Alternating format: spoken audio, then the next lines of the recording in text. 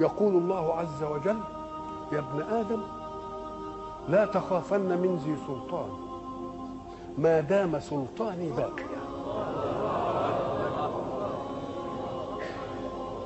وسلطاني لا ينفد أبدا.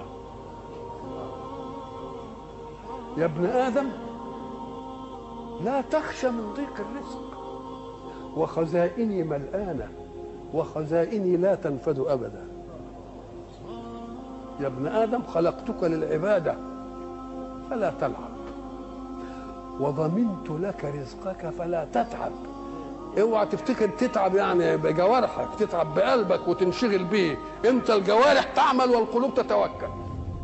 الجوارح تعمل والقلوب تتوكل. خلقتك للعبادة فلا تلعب، وضمنت لك رزقك فلا تتعب. فهو عزتي وجلالي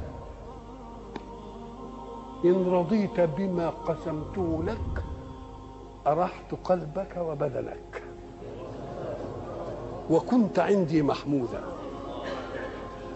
وإن أنت لم ترض بما قسمته لك فوعزتي وجلالي لأسلطن عليك الدنيا تركض فيها ركض الوحوش في البرية، ثم لا يكون لك منها إلا ما قسمته لك.